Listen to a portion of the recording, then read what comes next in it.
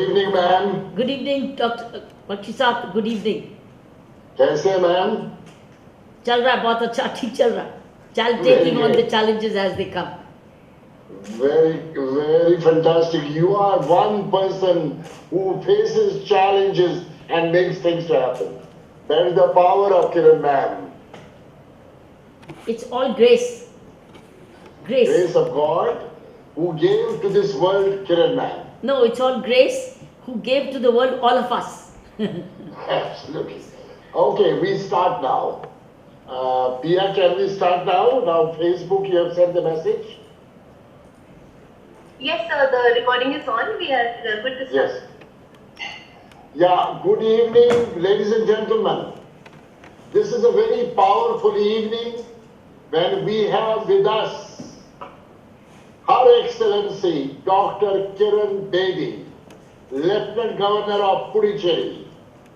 Let me have the honor of introducing a great personality from India who has not contributed only to India but to the global world. Dr. Kiran Bedi, born in a tennis-playing family from Amritsar in Punjab in 1949, to Shri Prakash and Madam Premlata Peshawariya, Dr. Kiran Bedi is the second of the four daughters. While still in the school, she became a junior national tennis champion at the age of 16 and Asian tennis champion at the age of 22 and was ranked India's #1 of her kind. Dr. Kiran Bedi is the first woman in India to have joined the officer rank of Indian Police Services in 1972. She served Indian police for 35 long years. For her policing stood to power to correct. Repeat, there are hardly any police officer. Power to correct, power to prevent, and power to get things done. What a powerful statement.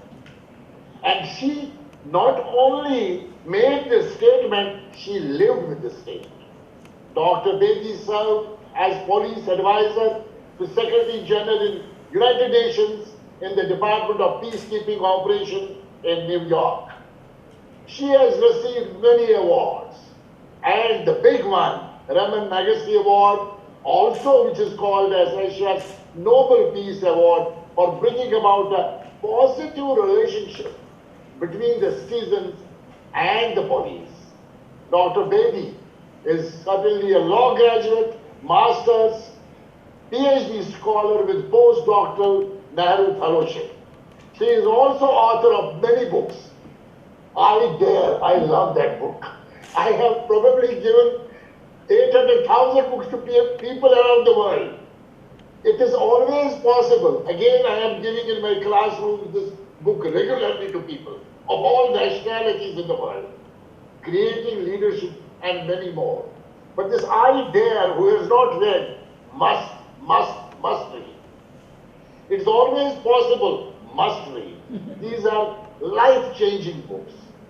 Dr. Bedi has been voted as most admired person. And in fact, once there was a competition of having most trusted person in the country. And Dr. Bedi, Narayan Murthy, and Dr. Abdul Kalam. So she is most trusted person of this country. She has biopic on her life called, and I love that movie.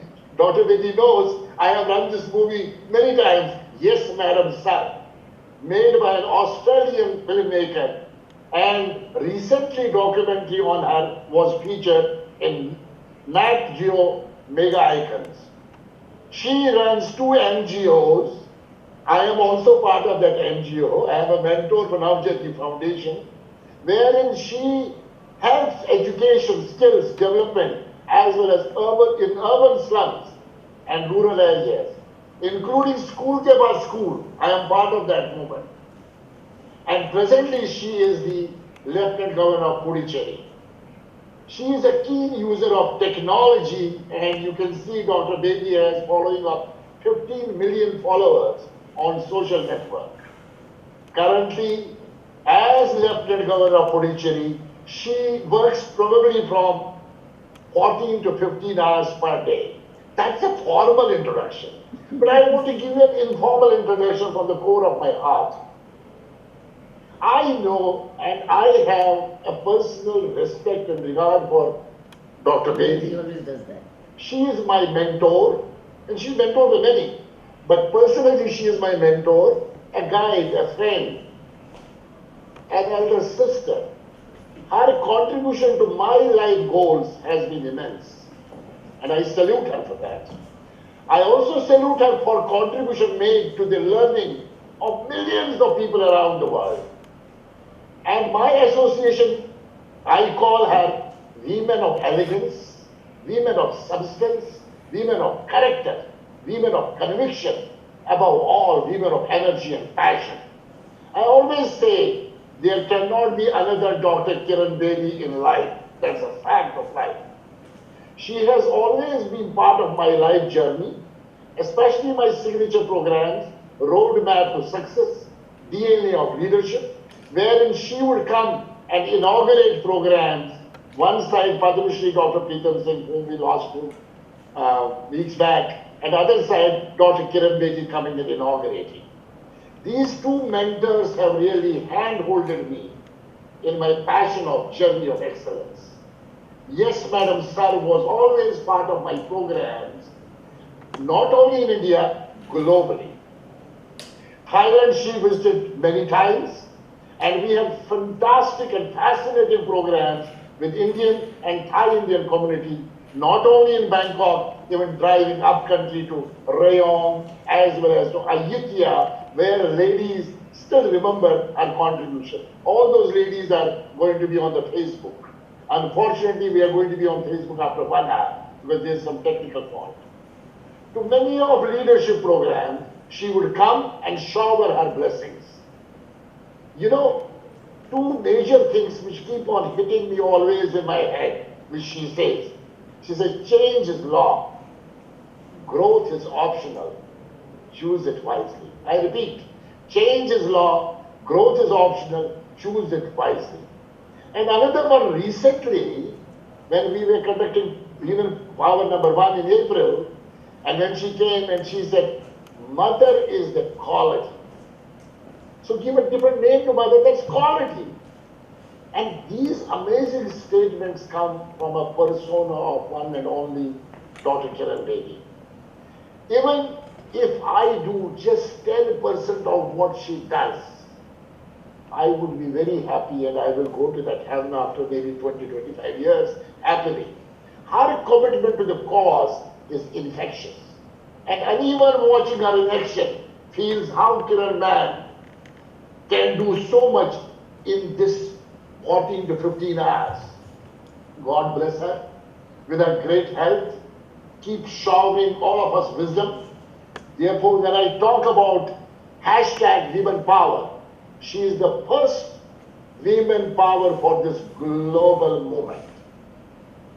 Ladies and gentlemen, you must be thinking, what is this hashtag women power? I would like to give you first women power program we did on 27th of April. Dr. Kiran Bedi came to inaugurate the program along with Dr. Asha Bhandarkar, Sally from Australia, Carolina from Singapore, Ruchi from India, Sunny from US, Minaw from Lebanon, and Hani from Cape Town. Then we had Women Power 2, Sister Shivani. She came along with Tahira from Singapore, Claire from England, Neelam from India, Parasto Yari from Afghanistan, Enchi from Thailand, and Darlene from USA. And the third one, which we did recently, 8th of June, Dr. Anu Singh Latter, Vice Chancellor of Delhi University, along with Yon from US, Somia Badagyan from Mumbai, Milani from Spain, Sandra from Fiji, Farooq from Afghanistan, and Candice from Durban, and Rafia from Singapore. That was the day when I was given the title of Honorable Woman. by Sandra and the team. I am excited to be honorable woman to support this cause. What is women power and what are we talking about women power? It's a signature program of ours, Global Talent. And I am actually dedicating it to my mom, whom I lost 1 year back. Dr. Kiran Bedi knows my mom, MIG. We lost her 1 year back. And we are actually targeting to create a global movement of women around the world. Women, WOMAN. W is women rising, raising from shadows, power of speaking up. O, overcoming social justice. M, motivating women and building self-esteem. E, empowering at various levels, home, workplace, society, community. N, networking and negotiations for prosperity of women. And the power becomes personal branding, ways to articulate goals, how to be visible, claiming credit of women. O, oppression leads to depression, overcoming social justice, changing this negative to positive. O, women with global leadership roles, social empowerment of women. E, economic stability, creating sustainable solutions and opportunities for economic power. And R, raising the ceiling in the room and access to jobs, opportunities, self-worth, and positive self-image of women around the world. And this is irrespective of caste, creed, nationality, color, and religion. That is Global Talents Women Power going to work. It's a global movement of caring, connecting, celebrating women from around the world. Women Power is already, and I am happy to share, in first week of July, we will announce 20 chapters in 20 countries. And I have just given the names of the ladies. They will become the chapter in charges. Our aim is to connect 100,000 women around the world by year end. And like other initiatives of global talent, our aim is globally talented, locally and locally, Atmanirbhar of Prime Minister Modi's vision. Everywhere around the world, not only for India. Our PM Modi is not an Indian leader only, he is a global leader. So he is talking about Atmanirbhar, globally talented, locally and locally. That is where we will share the information of the task forces in the LinkedIn group which we have announced. And I request women around the globe to join us in this movement and become the change enablers for real impact and real action. Ladies and gentlemen, before I go for some of the questions with Dr. Kiran, ma'am, I have a small video to share. Who is Kiran Bedi? All of you know. Let's have this video, Pia.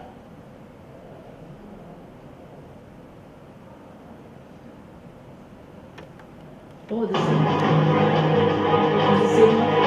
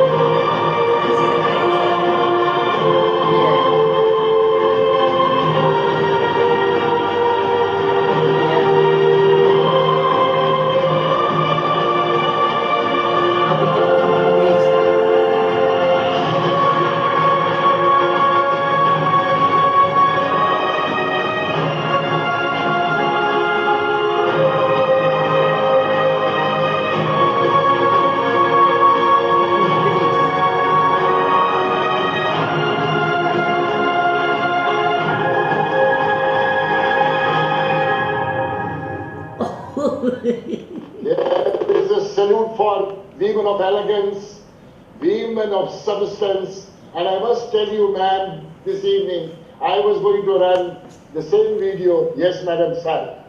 I must give a big compliment to Isha, who has developed a very good video. Isha, all the best wherever you are. I give you a big You showed clap. her face. Yeah. Thank you, sir. Here she You have is. really made it very well. Here So she I have to change my mind to use your video. Normally I use yes, madam, sir.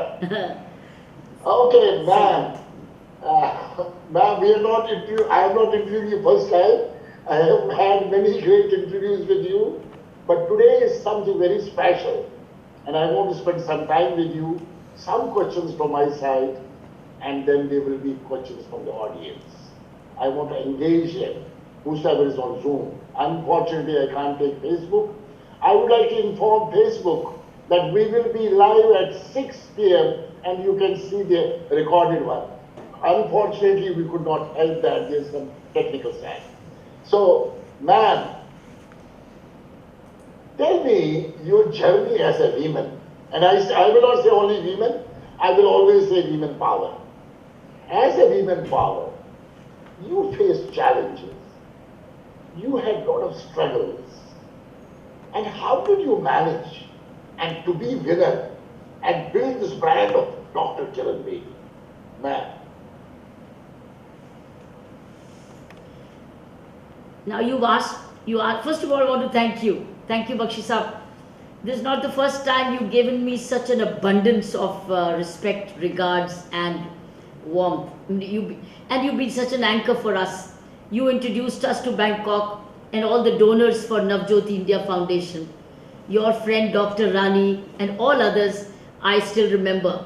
Each one of them is very, very precious friendship and they're continuing. They continue to support Ujala in our Navjyoti India Foundation, and because of them, we are able to teach and educate hundreds and hundreds of marginalized sections of society. So because of you, that Thailand, Bangkok and many other of your very wealthy friends became Many our... countries. Thank you so Many much. countries. The Many entire countries. country actually. You have been very, very good, and your friends, Dr. Rani in particular and all others. They are remaining fresh constantly, and Ujala has been visiting and Neetu, they've all been visiting you time to time in Bangkok. You are asking me to rewind, and if I go back to my growth, as you said, I was one of the 4 girls of my family. I think it was a very attentive life. You know, I would not say the word focused. It was a very attentive life. It was alive to what was happening around. And why is it happening? For what for is it happening? I think I grew up in a life of attention, where I was paying attention to myself, that I am a girl, who I am. I'm a girl in a man's world, in a world which has during the time of 50s and 60s when I was growing up, I was seeing what was happening with girls around, how many girls were not welcome in families, how the girls were going to be dependent on their parents to be married one day, and then after marriage they will be dependent on their families to provide for them, and that they will be all dependent. Now, whether they loved during dependence or not, I didn't know, but I also saw that during that dependence, some were respected and loved, and some were not. And that their girls are being educated, but educated for a purpose that they are reasonably literate to be one day married off, and they must look beautiful. They must look beautiful, and that when they are married, parents should have enough to take care. I grew up seeing this. So it was a life of attention, where what was happening to my friends, I didn't want to be like that. I wanted to be different. While that is perfectly fine to happen in anybody's life, it's perfectly fine. It's a choice we all make. But I think some were not by choice doing it, because the parents were choosing for them. Parents were choosing for them. In my case, parents didn't choose for me. Parents allowed me to choose. They allowed me to say, now you choose what you want. You can make this choice. We can start saving for you. We will start stitching and knitting for you. We will start buying up things for you. And I also belong to a very fairly wealthy family in Amritsar who had a lot of landed property.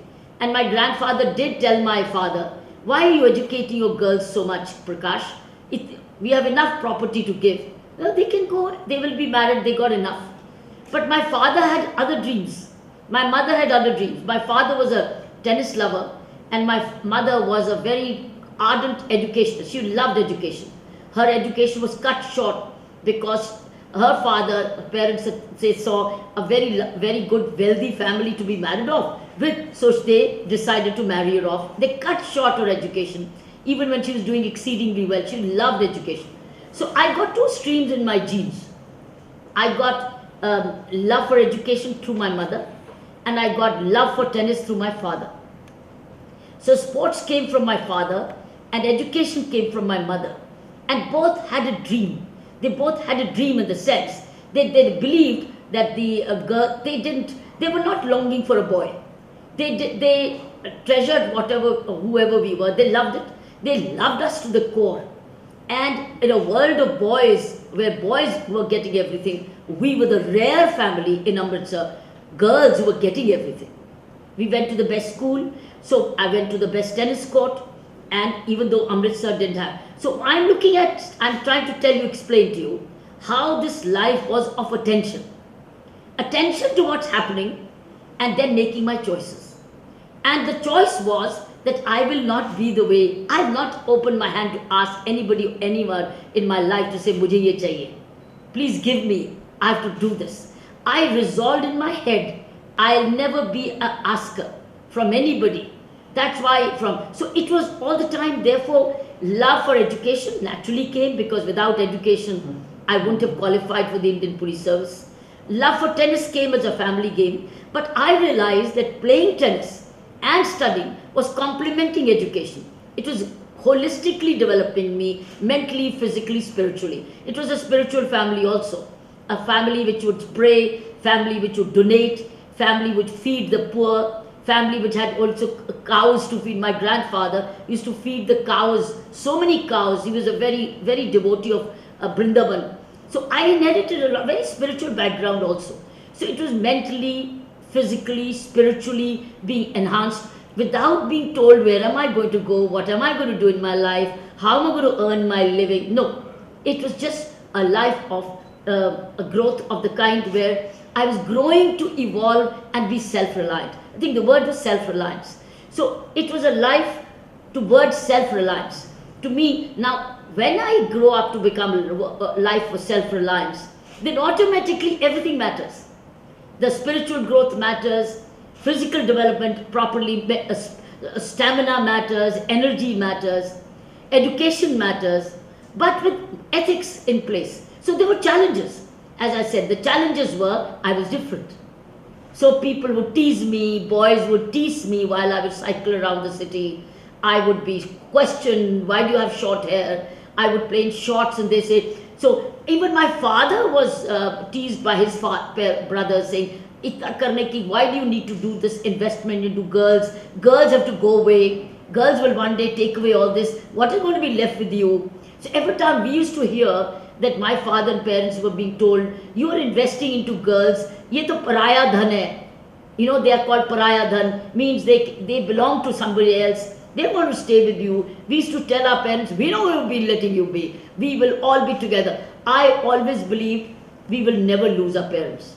I always believed at that time it was total immaturity, thinking that everything is permanent. This home is the way it is. Parents will remain the way they are. My sisters would remain the way they are. We never realized we were growing.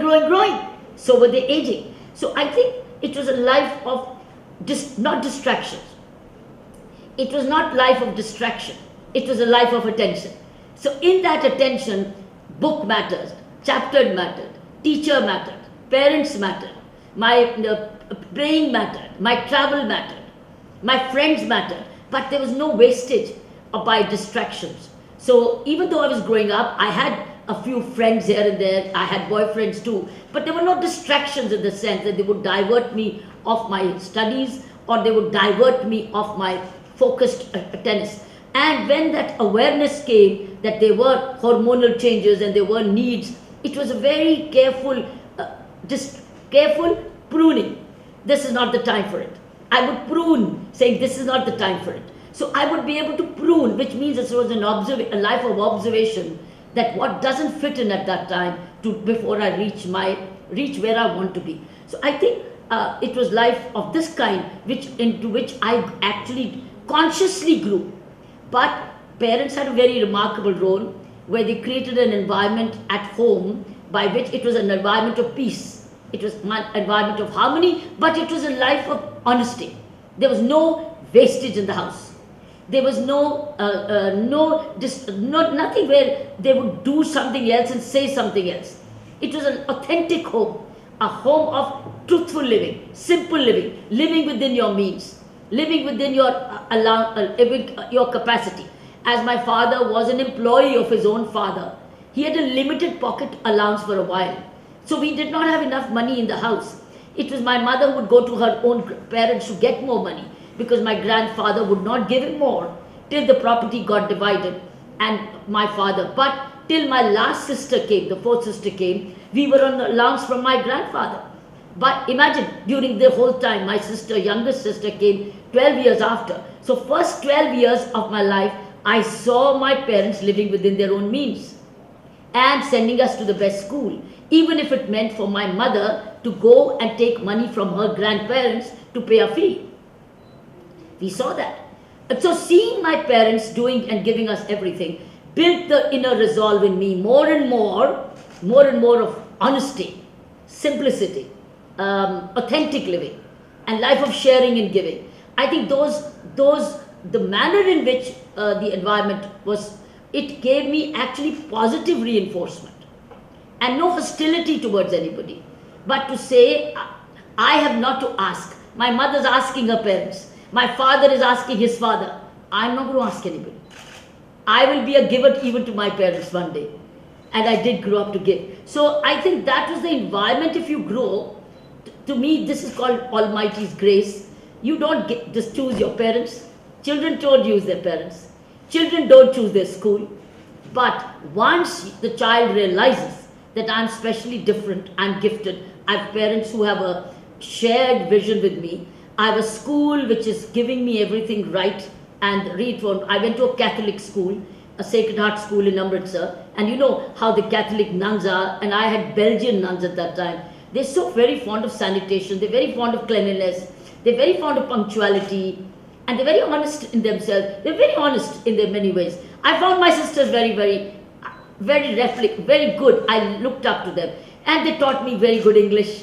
When I went to United Nations, everybody used to ask me, where were you taught? Who taught you English? And I said, my Belgian nuns taught me. So after, of course, now we have nuns from Kerala. The skill still is Catholic, but it has now. The question is, I got the best of this world. The fact is that I realized I was getting the best. And why should I not make the best of it?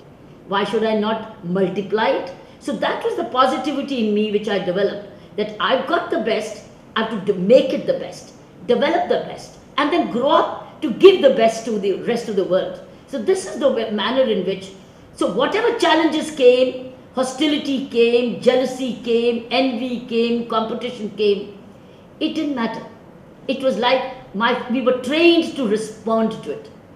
There were responses where we almost groomed that don't get affected because you're different. Learn to respond. So we were trained to be confident to respond and not to give in and cry sobbing, coming back home sobbing. It was not defeatist. It was equality, injustice. If there's an injustice, you got to say what you wish to say in a manner which you should. So I think this is the grooming and the background against which I entered the Indian Police Service. Fantastic, fascinating. Man, the way you talked about your childhood and how you have moved forward, a great message to women power around the world. Man, there are a lot of women power ladies from US, from England, from Thailand, from Durban, from Australia, already here. So when we talk about, we should more talk about English language so that they, understand. So, love for education from mom and love for sports from dad. What a beauty of combination. And then the major thing which is coming out from this question which I raised is, this house was totally, home was totally disciplined, authentic. And the beauty is, which Dr. Kiran Bedi says, I don't want to be like this. I don't want to be like this. I want to be different. I want to be different. So the message is that as a child, as women, when you are bringing up your children, especially the girls, create this kind of home, not house, where you have authenticity, where you lead by example. We always say walk the talk. And when we were discussing question number 1, so she was saying what they were talking, they were doing, the parents, and they were following it. And beauty is that she got sisters who could give her very good communication English language. And today, of course, India is known for English communication around the world. So the message is sharing, caring, giving, honesty and simplicity. I repeat, caring, sharing, giving, honesty and simplicity. And she is really an example of what she is doing today. I would request whoever is on Zoom, please raise your questions. I would like to involve you into the entire interview process. It should not be only between me and Dr. Bedi. I would go for one more question, but I would look for your questions. And I will keep taking your questions and my questions together. Ma'am, I know your family, for sure, but how did you balance between family, kids, career, society at large, and on the top of it, personal development? You still keep on studying, you still keep on going to the seminars, not only to address. You go and go to Ravi Shankar, Shri Ravi Shankar for 10 days. How do you manage this? How is it possible for a human being? We all have one thing in common, 24 hours a day. It is how we use it that makes a difference. Man, how did you do it? I think in the world, I do believe I'm a product of very huge family support. And I could have been without it, by the way. Had I decided to only be with myself and me and myself, I could have not had my parents migrate out from Amritsar to Delhi. I grew up as a very strong member of the family. That was now when I had everything. I had an independent house of my own in Delhi. I had all the creature comforts. I had a position and I had my own salary. But my parents were back home in Amritsar and they were very tired, living a very comfortable life for themselves. My father would go to play tennis in an Amritsar club. My mother too would always join him. She was there very, very fine. But one day I hijacked them out and I brought them to Delhi. I said, look, Papa, Mummy, we decided, why don't you join me? And my younger sister was playing, Anu, who went to play the Wimbledon. She was competing and she was then a national junior now at that age. So I thought Delhi had better tennis facility, which I always wanted to. So I brought her to Delhi. I said, no, you come and be with me now and play and learn from the Delhi Lawn Tennis Association, the coaching. So I brought Anu to Delhi. Moment I brought my younger sister to Delhi, parents naturally followed her. So you see, I could have led a selfish life. Why should I do this? I did it. And I was married by that time. My family in-laws had total respect for what I was planning, because now this home was also a shared home with my family, my in-laws. But no in-laws could say, how can you bring your own family in now? This is our home as well. That was far ahead of its time, where my home became a home for two families. My own place of birth and the one which I got married to. So my sister once she came in, my parents decided to come for a little break in Delhi, and I didn't let them go back. I said, no, this is our home now. Now I am back home, and now in a grown-up manner. Mummy, this is your home and I'm staying with you. My parents were very large-hearted. They gave up their own very lovely ancestral home in Amritsar, settled home, and up their own tennis club, which with all their friends, they sacrificed for me. So I'm a product of great support, something which was both were giving and respecting each other. My mother moving in and my daughter was born at that time. I was just wondering, what do I do? How do I work? And I had no plans. How do I manage my daughter? I did not know. I left her. Sometimes I would try and look for house help. But something did click. But just imagine what a grace of Almighty. Because my sister came in, because my parents came in, I got free to work. And my daughter also got her grandparents. And it became an extended family. So I could work. So where is the question of balance? I continued to be at home. So I think what we really need to understand as working women, we must value family support systems. But things have changed a lot. Neither is willing to give space. Parents are not willing to share space, and the other family is not willing to share. With the result that we struggle a lot when we can have extended families. The strength of our earlier times was extended family, but that family which would restrict the woman.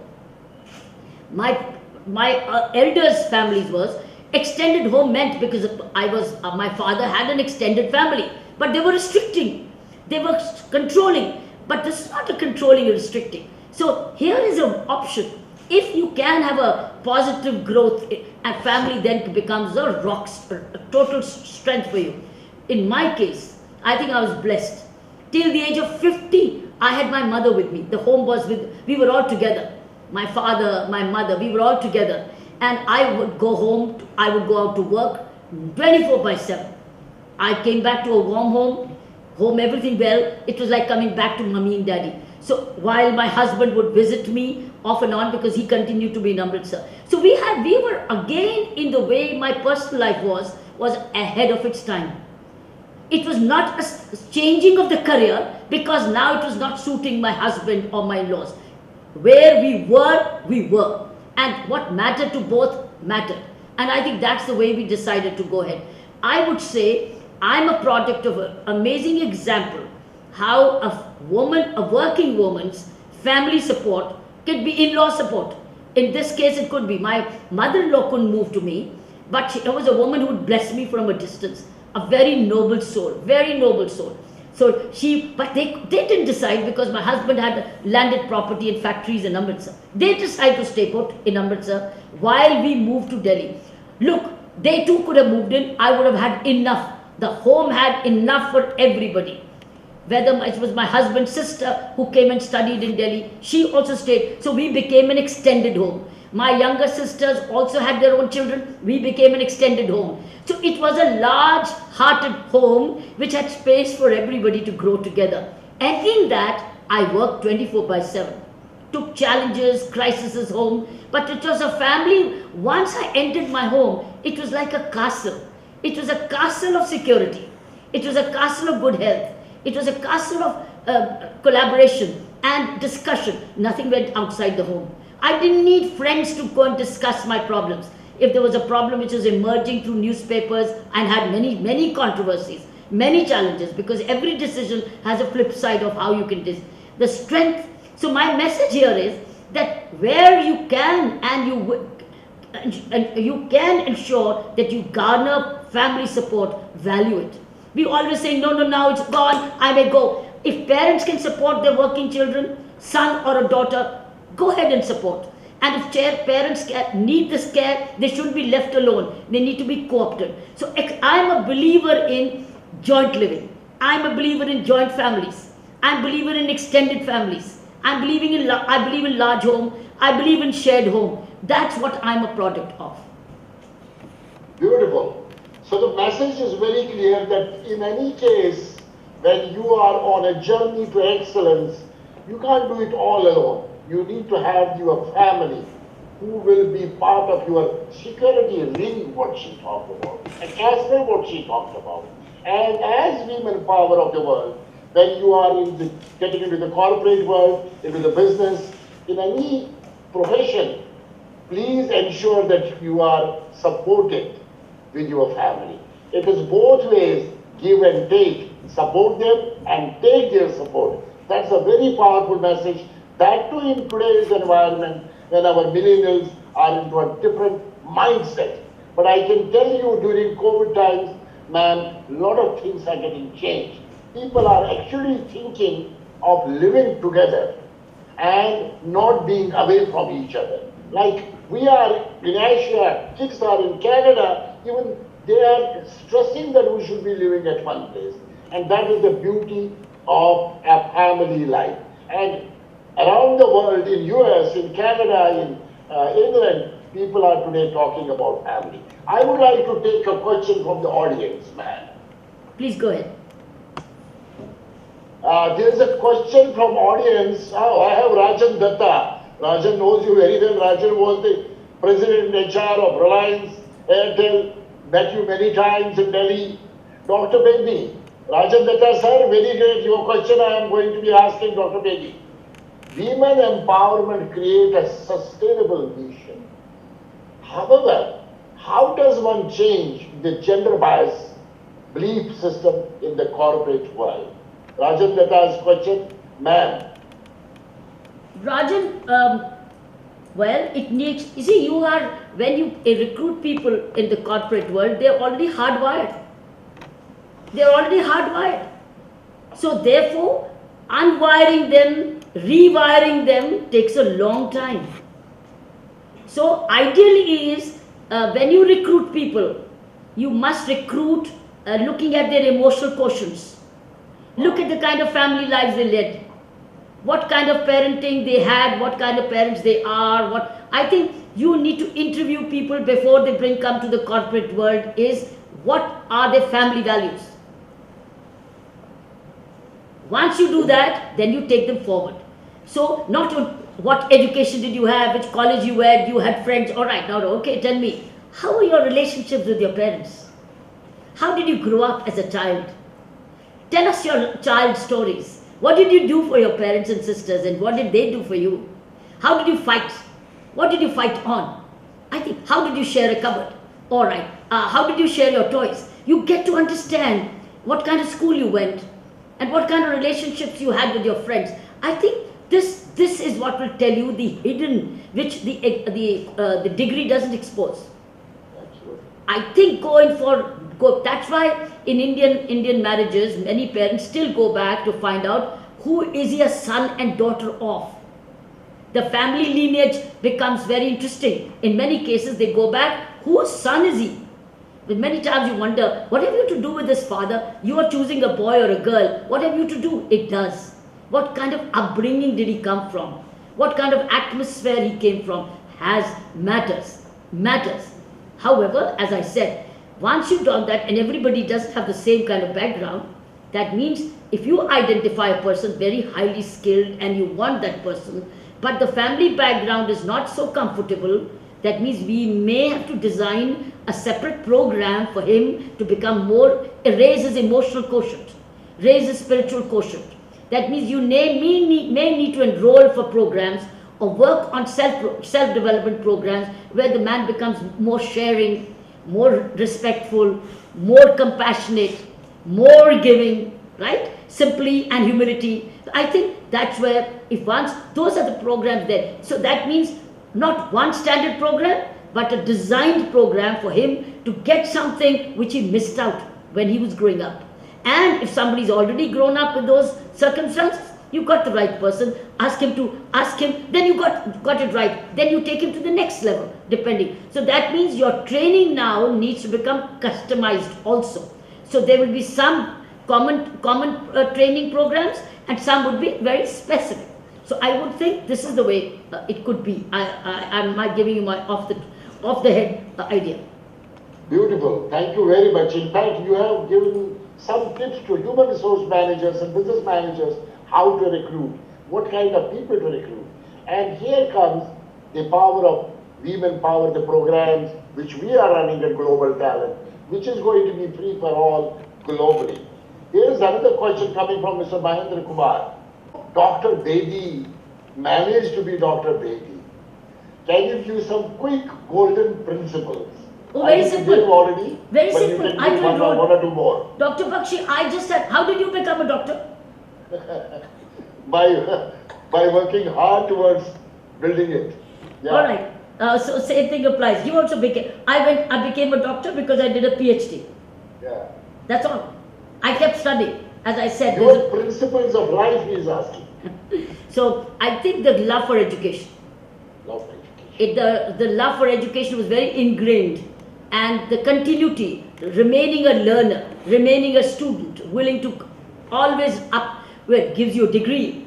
Every day we read and write. We don't get a degree, but we have an internal degree. Means we evolve within. There's a greater clarification as we study and read every day. It's a growth, internal growth, because you get clarity of thought, you get new ideas, and you understand yourself better, you understand the environment better, but you don't get a PhD for that. So technically that's what happened. I got the doctor thing because I did a PhD, but all I can say is that I do a regular internal PhD.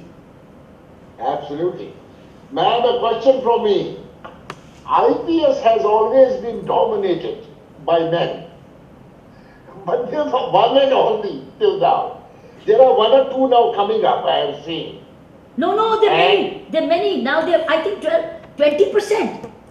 No, but to the level, they can't reach that level. They reach the level. Some have retired as DGPs. Some who have come up and they are look like, the way Kiran ma'am used to do. They are still your mentees. How did you, irrespective of all odds, manage to be Kiran Bedi? That too when Prime Minister Indira Gandhi's car, I used to call you Kiran Bedi. Everybody used to call you Kiran Bedi. When you had that kind of, life of a police officer that you can even pick up the car of Prime Minister Indira Gandhi because it was not parked at a proper place. How did you manage this? Look, having grown up with a personal discipline background, when you do sports, it's personal discipline. You can't be a sportswoman without personal discipline. For sports, you get up early, you do your fitness program, then you go to school and you do well, and then you go to play tennis, and then you learn coaching again. It's all discipline. It's all part of a day schedule where you can't go wrong. You can't go to school at night and go to play fitness in the evening. Everything has a time. There's a time for yoga, there's a time for fitness, there's a time for school, there's a time to sleep. The time of the day tells you there's something interesting with sunrise and something interesting with sunset. You can't get it all wrong. So I think I got it right in my life. That when it was sunrise time, what is best for sunrise, what is best for early hours. So that personal discipline was my habit. So my habits were formed with personal discipline. And as I said, when I was growing up with a lot of attention, I saw injustice. I saw the selective application of law for the VIPs and the not VIPs. I didn't like it. In fact, one of the major reasons for choosing and going into the Indian Police Service was love for justice. Because police ensures justice. When it arrests a criminal, it is ensuring justice to the victim. When it applies law equally, it's ensuring justice to the people whom he or she was disturbing peace. When a traffic policeman regulates traffic, he's ensuring everybody can ride smoothly. So policeman ensures regulation, discipline, justice. So for me, this was the natural service to me. So when I was appointed as Deputy Commissioner of Police Traffic, I saw the application of law very selective. One set of rules for the VIPs and one set of rules for the others. I decided to take away that distinction. And I told my cops, I don't believe in this distinction. You will prosecute as per the offence, not by the who, but by the what. So you shall not look at who is committed the violation. You will see what is the violation and apply the law. Even if it's a VVIP, it doesn't matter to me. But don't ask me, I'm with you. If when you apply the law equally, I am with you, I take charge, I take responsibility for it. Moment I infuse this kind of self-confidence and assurance to the rank and file of my constabulary as a Deputy Commissioner of Police, Prime Minister's car also became the what and the where. And sure enough, a sub-inspector gave the car a ticket. And the driver came up to my sub-inspector saying, don't you know who I am? Whose car it is? He said, whose is it? He said, it's Mrs. Gandhi's car. He said, it doesn't matter to me. Our rule is, you have committed the, here's the ticket, pay off. And then he rings me up, say, ma'am, Mrs. Gandhi's car. I said, very good. Go ahead. Go ahead. And my DIG then, Mr. Hari Pillai, he was informed, or Mr. Ashok Tandon, one of the two DIGs. Hari Pillai's IPS officer is still around, senior in age.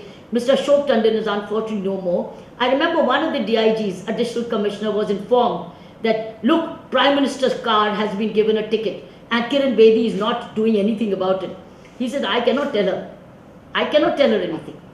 And he and I believed in equal application of law. So while I believed it, I also had a senior who respected my decision. So what I'm saying is, circumstances also come your way where it works. So I never had to interfere. I never punished any police officer of mine for a bona fide mistake. I always punished them heavily for a mala fide.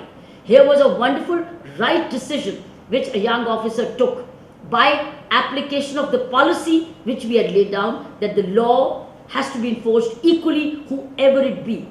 So this is what happened. Now, how simple. Life becomes so simple if you just follow the rules and the law. You don't have to be selective. Iske liye, iske liye, iske, you this, for this. There's no need. That's the law. Read the law, read the rules, go. Do your work. Simple. Beautiful. So the law for everyone, whether you are a Prime Minister, you are a chokidar, you are a manager, or you are a supervisor. One common law, so you don't... Life becomes very no easy. issue. It becomes very easy. It becomes way of life. Yes. And you rightly say, as Kiran ma'am rightly say, then you pick up those habits and make it way of life because of discipline from the childhood. Beautiful. Another question coming in from Anjana Bhatt Sapphire. If you are in charge, what would you do to make women empowerment a better place to work? In charge of taking women forward. Well, I'll give women a choice. First of all, the key is skilled. I would make every woman, I'll make sure every woman is economically empowered. She's self-reliant. She's skilled even before she's educated. She's skilled to earn for herself and then educate herself. So, literate herself. So, I think skill in the woman's hand to become self-reliant is important. If she must have a skill, whether she wants to encash her skill or doesn't matter. But she needs to, what is her skill? Even cooking at home is a skill. Let her be skilled. I want her to acquire a skill. So I want to begin with saying, all right, when you grow up, what is that one skill, if you were left on yourself, would you earn your living with? Every child would say, I would ask the boy the same thing, by the way. What is that one skill you will apply in your life to earn your own livelihood? And I've noticed that when you bring the skill and the education, rather than only theoretical literacy, theoretical literacy is leaving you to find a skill. Here I would begin with that skill, keep fine-tuning the skill, and then continue to upgrade that skill. I would ensure, personally, every woman, even if she has a cow in the house, even if a rural woman says, I love cow feeding, I will see she gets a cow, she tends a cow, she sells the milk, she remains healthy. I'm looking at absolutely a woman at the grassroots. What is your skill? I would ask a girl, I like growing flowers. Oh, how will you grow flowers? My father has a garden. Okay, let's go practicing garden. But you go to school. Now you go to school, but also grow flowers. That means one day she may be a floriculture. You never know. Let us allow. I'm good at singing. Let's go to singing class. So I think I would look for every girl to explore within what she likes and then add education to that. It's a skilled literacy. I would say skilled literacy. Beautiful. Anjana, I think you got a response. You have to have skill and education together to take it forward. Women empowerment is within women. And as I said, we have Women Power program. Come and become part of this movement, global movement. There is a question from Deen Dayalan. Deen knows you very well. He has hosted you in Bangalore as well. He met you in Hyderabad as well as Delhi. And he says women power is more elite. And bottom of the pyramid, women are propagators of social stigma, disabler of empowerment, and we should change this from the primary school. And he also invites you. He is part of the Pardada Pardadi, where 2,000 girl children are getting empowered in Bulandshahr. It's a very beautiful program.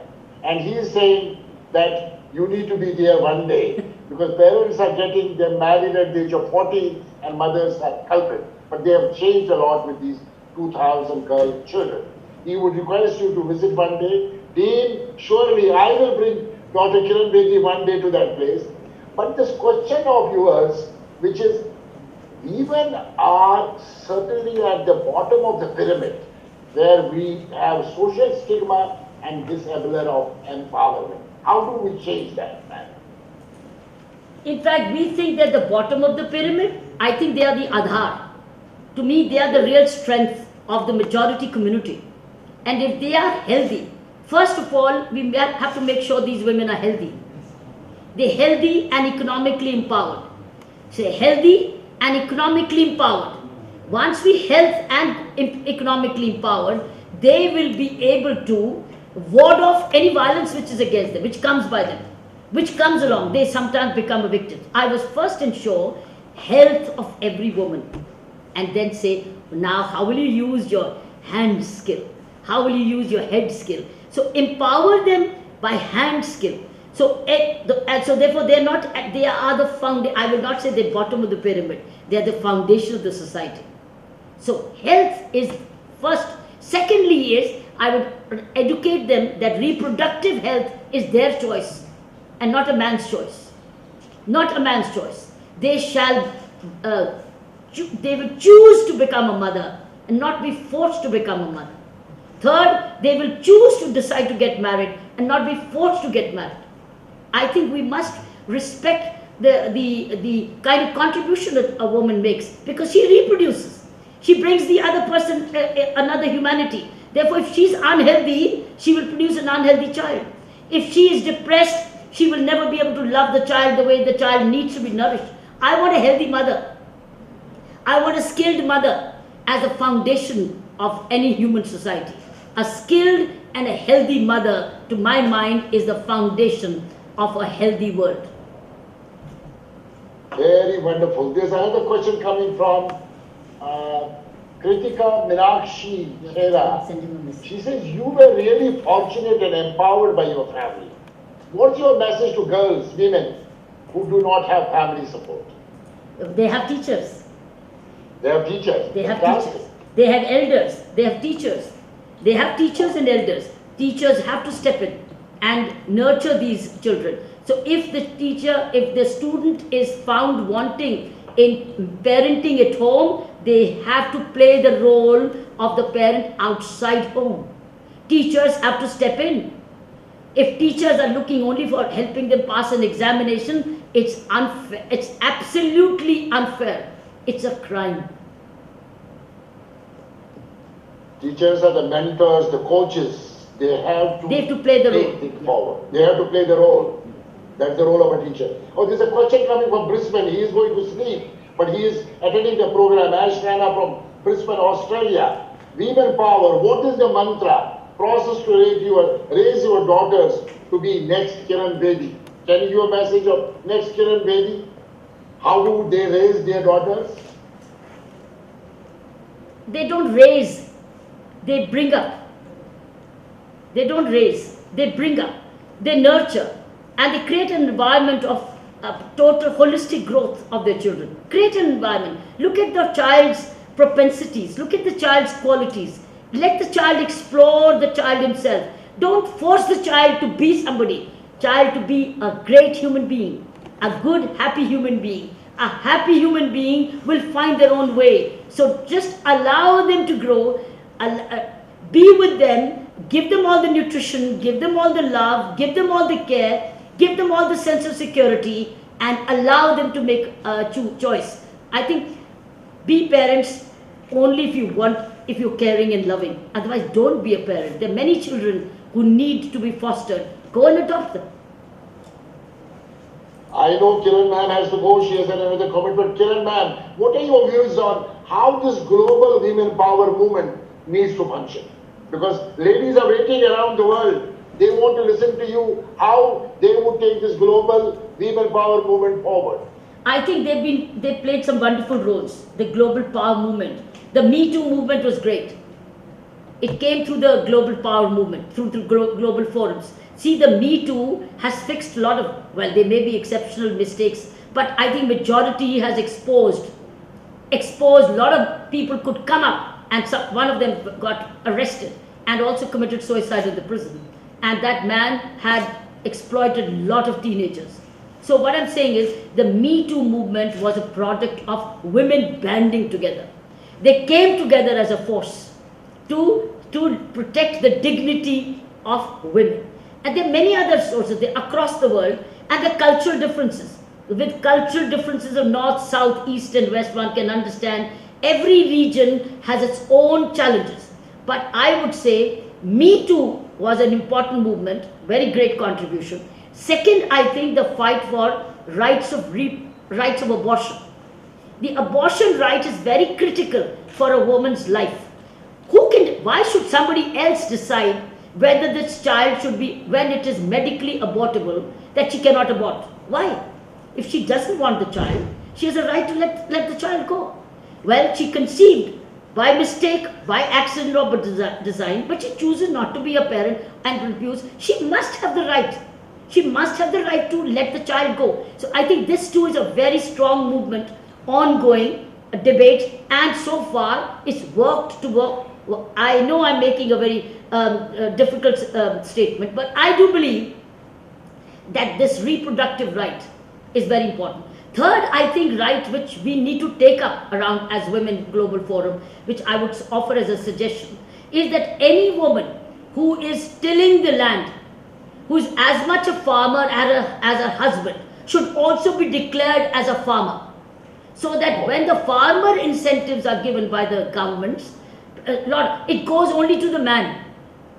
And she doesn't get it unless he gives, unless he shares.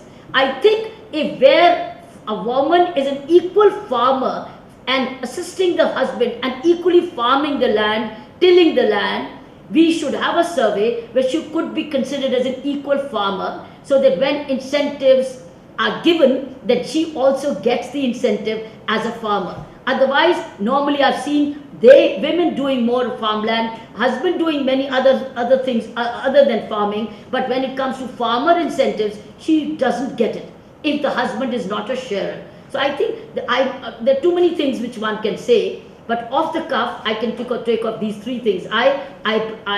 Me Too movement and rights of reproduction, I think, are the product of the global forum, and they're doing many other, I've seen on the website, there are many environment rights of environment, water. I think these are forest rights. These are women's movements which have come up, and forest has been protected, lands have been protected. Environment issues are concerning women because it's women who walk all the distances to fetch water for the families. So I think these are very important, and these are also Millennium Development Goals coming from the United Nations. Yeah, so I'm looking at only these three right now, but these coming together of women. But I must say, at the moment, wherever women have led their own country, whether it's New Zealand, and it was in your last global forum, Taiwan is another, New Zealand, Taiwan, Germany, in Nordic countries, they have proven that they make better leaders. Absolutely. That's the fact of life. Wherever there are women prime ministers, they have done wonderfully good during the COVID days. Ma'am, I know you are racing with the time. Now I want to get back to this. I'm sorry I cannot take all the questions, but we will certainly try to respond when we have time. Another time. Take it from, Another time. Take it from Dr. Bedi. But ma'am, on this women power with the program which we are talking about, we are talking about educating them, we are talking about gender equality, we are talking about respectability. we are talking about compassion, and we are talking about one common word in the corporate world, whether you're a man or a woman, equal opportunity Absolutely. for any job, any project. That's right. I want to take you a commitment this evening. You are our women power number one. All these ladies globally are watching you, and they're looking at you as the role model of women power. I need your commitment to this global movement of women power to be a part of us, and wherever we require your support, you are with us. I know you have raised me the time. And you know I'm always with you. Thank I've you so always much. been part of your remarkably motivating courses. I hope you continue with them, the kind of leadership Always. programs, the road ahead. Please continue. I've been a part of those inspirational courses. You've trained our staff in Navjyoti and India Vision Foundation. I want to thank you, and it made all the difference. Thank you so much, Bakshi sir. Thank you, Dr. I Bakshi. must thank you from the core of my heart, and on behalf of Global Talent and on behalf of all the women power ladies who are already part of it, that thank you very much, Dr. Kiran Bedi, for your sparing your time. Thank I you. know you have hardly any time. I would again salute you like a police officer for your contribution. Thank you Salute very you too, salute you too, and an e-hug for you. Yes, and an we e-hug. have. I Thank you salute so much, ma'am. Thank you, thank you. And thanks the time. My e-hug to Bangkok, my e-hug to Thailand, Yes, my ma'am. e-hug Thank to you. Dr. Rani and all your friends. Absolutely, ma'am. Thank you very much. And your wife and your family. Yes, ma'am. Thank you so much. They all are your mentees. Ushaji, thank you, Ushaji, thank you. Thank you, Ushaji. Thank you very Thank much. you. Thank you very much.